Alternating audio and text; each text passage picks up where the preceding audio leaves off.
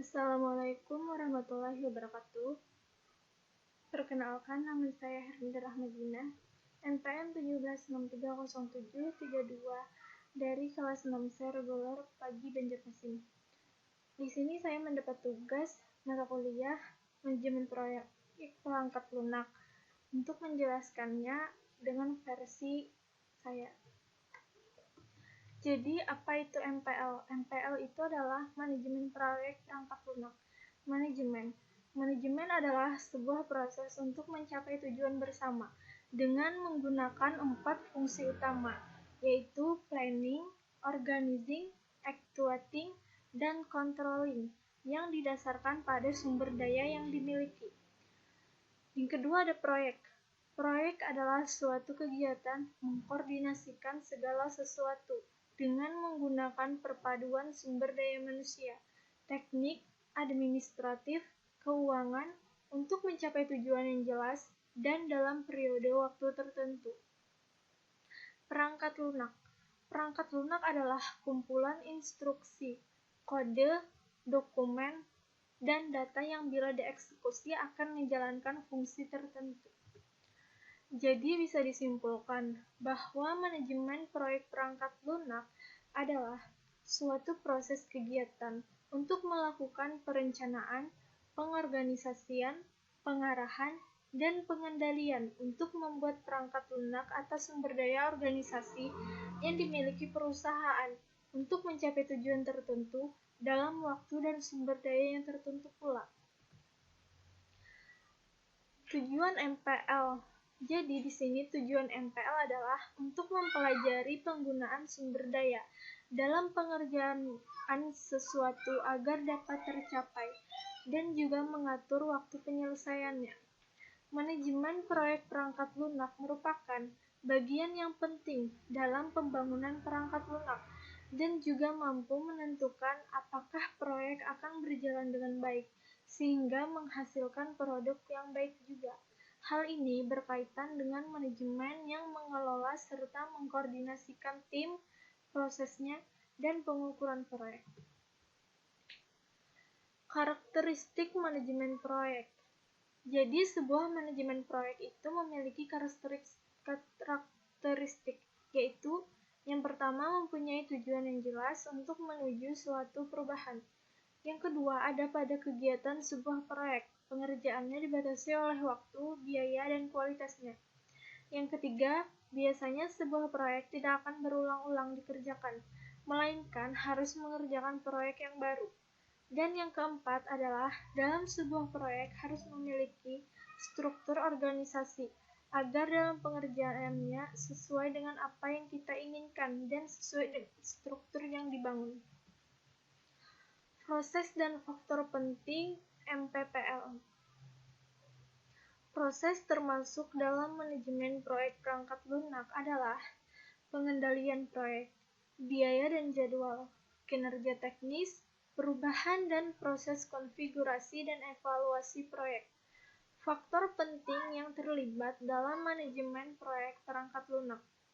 Tujuannya jelas mendefinisikan, dukungan manajemen puncak, anggaran yang realistis dan jadwal, partisipasi klien atau pengguna, pimpinan proyek, ulasan proyek, manajemen perubahan, komunikasi, dan pemecahan masalah. Perencanaan struktur organisasi. Untuk melakukan pelaksanaan sebuah proyek, dibentuk tim yang akan melaksanakan pekerjaan proyek pada setiap tahapannya. Anggota tim ini dapat juga dirotasi bila ada anggota tim yang merasakan kesulitan pada tahapan pengerjaannya. Berikut adalah tugas-tugas yang dibagi dari penyusunan struktur organisasi. Yang pertama ada project manager. Seorang project manager harus mempunyai kemampuan membuat tim proyek agar tetap solid, mampu memonitor dan mengontrol budget serta mempunyai kemampuan analisis risiko yang baik. Yang kedua ada sistem analis, bertugas untuk mengembangkan definisi sistem dan planning project.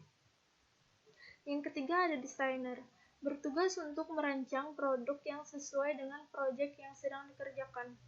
Yang keempat ada programmer, bertugas untuk membuat program-program yang sesuai dengan proyek timnya, yang nantinya program ini akan berpengaruh terhadap pengerjaan proyek tersebut. Dan yang terakhir ada tester atau penguji, yang bertugas untuk melakukan uji per unit sistem apakah program yang dijalankan sesuai dengan apa yang diharapkan. Selanjutnya ada ruang lingkup manajemen proyek. Agar proyek tidak overlap dan dapat dimengerti oleh tim, maka dapat dibagi beberapa pembagian ruang lingkup proyek, yaitu yang pertama ada kualitas produk, selanjutnya ada ketidakpastian, risiko yang mungkin ada, estimasi biaya, penjadwalan proyek, komunikasi pelanggan, staf, pengawasan proyek, ukuran dari kemampuan memori, dan jumlah pemakai.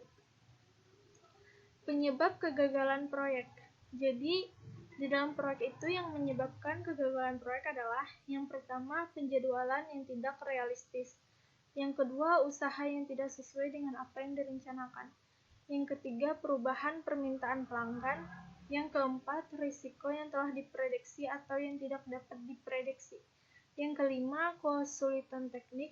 Yang keenam, miskomunikasi antara staf proyek. Dan yang terakhir, kesalahan pada project management. Stakeholder proyek merupakan orang atau organisasi yang terlibat secara aktif dalam suatu proyek. Pihak-pihak yang terlibat dalam proyek yaitu klien, yaitu pemilik proyek, project manager, yaitu orang yang menggerakkan organisasi proyek dan memimpinnya. Yang ketiga ada programmer atau engineer, yaitu orang yang memprogram proyek tersebut. Lalu ada desainer, orang yang memvisualisasikan kebutuhan. Lalu ada end user, konsumen yang menggunakan hasil akhir dari proyek tersebut. Selanjutnya ada analis, yang menuliskan atau mendeskripsikan kebutuhan user. Dan yang terakhir ada investor atau sponsor, orang yang memberikan support berupa dana ataupun hal material.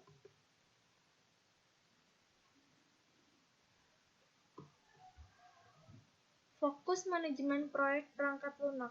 Ada 3 fokus manajemen proyek perangkat lunak. Yang pertama, people, manusia, mempertinggi kesiapan organisasi perangkat lunak untuk mengerjakan aplikasi yang semakin kompleks. Untuk proyek yang sangat kecil, seorang individu dapat melakukan semua langkah rekayasa perangkat lunak dan berkonsultasi dengan spesialis bila diperlukan. Jumlah manusia yang diperlukan untuk kebutuhan proyek perangkat lunak dapat ditentukan hanya setelah sebuah estimasi usaha pengembangan dibuat. Lalu yang kedua ada problem atau masalah, objektivitas dan ruang lingkupnya harus ditetapkan, pemecahan alternatifnya harus dipertimbangkan, teknik dan batasan pun harus didefinisikan. Yang ketiga ada proses, yaitu memberikan suatu kerangka kerja di mana rencana komprehensif bagi pengembangan perangkat lunak. Jadi, itu saja penjelasan dari saya. Semoga bermanfaat. Salah hilaf mohon maaf apabila di dalam pengucapan atau ada suara-suara yang mengganggu. Sekali lagi saya mohon maaf. Sekian dari saya. Terima kasih. Wassalamualaikum warahmatullahi wabarakatuh.